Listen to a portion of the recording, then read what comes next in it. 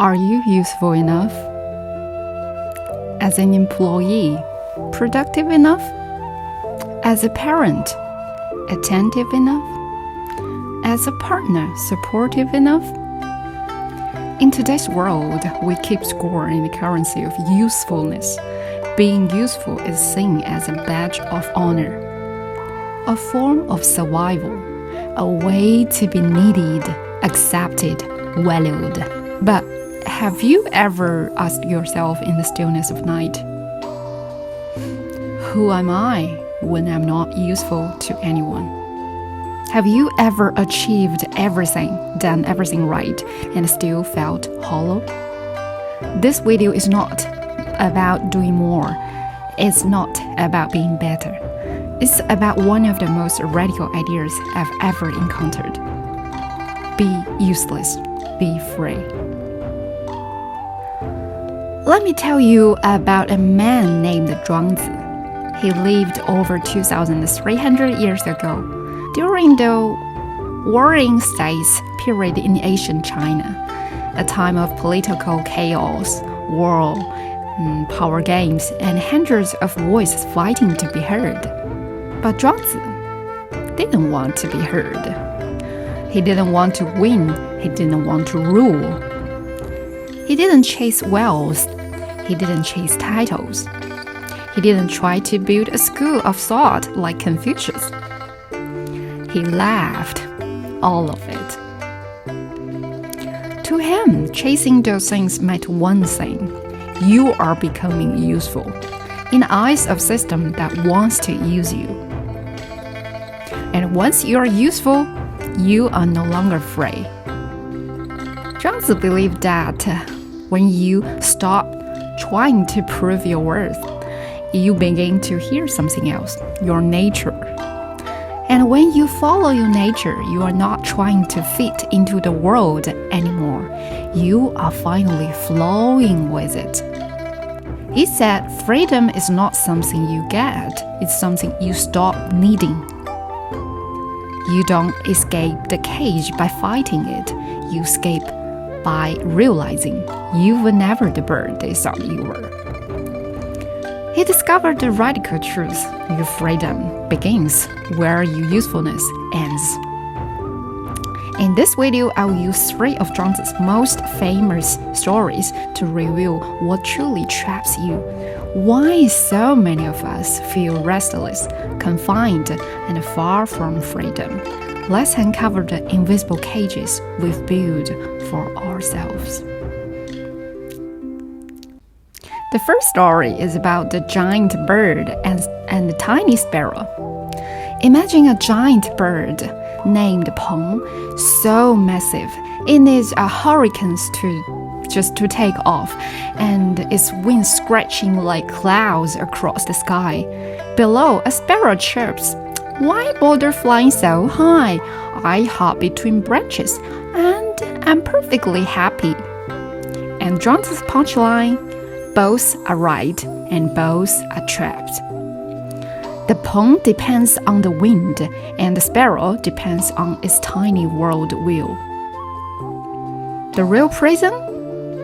Believing one way is better. True freedom begins when you stop comparing your flight path to others. Remember, size is a distraction. Dependence is the cage. Your path is yours alone. The second story is about the useless tree that outsmarted everyone. Zhuangzi had a friend named Huizi. He's one of Zhuangzi's practical friends who hated useless things. He had a tree too crooked for furniture, a gourd too big for water jugs. His solution: chop them down. Zhuangzi laughed. "Fool!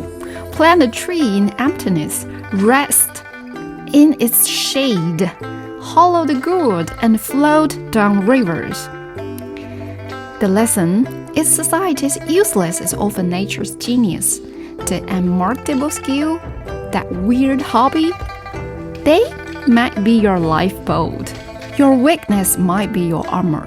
Society discards what it can't exploit.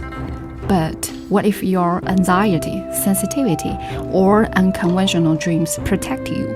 The myth of productivity, we are taught to be useful, like street timber.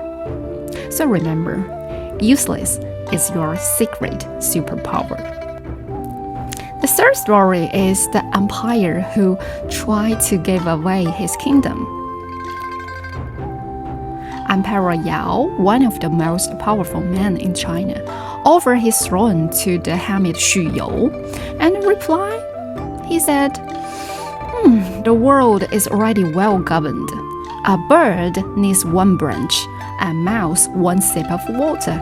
I don't need your empire. Zhuangzi's radical idea is that even refusing power can be ego. The true freedom is not saying no to society's games, but forgetting they exist. You need far less than you think. Modern life sells us endless desires, more money, status. Xu You exposed it as a prison of our own making. The burden of shoes. Why chase promotions, likes, or luxury if they don't truly feed your soul? So remember, freedom begins with letting go. This is the truth Zhuangzi's story revealed to us. The world calls useless is often the key to your freedom. What the world calls useless is often the key to your freedom. What society dismisses as flaws as your unchained superpowers. The cage you fear most were built by hands you no longer need to obey. Zhuangzi's real lesson isn't about rejecting the world. It's about realizing you were never truly in it. You are the dreamer, the butterfly, and the dream itself. So plant it in the soil of your own values. Let your useless passions be the raft that carries you. And when the world demands proof of your worth, remember, the sky never asks the bird for a resume. Every defect has destiny. Every waste is a vessel awaiting its cosmic wind. Zhuangzi's wisdom isn't just philosophy. It's a survival guide for modern life. If this video brought you even a little peace in your hectic life, do me a favor, hit subscribe. Because next time, we are going full rebel mode.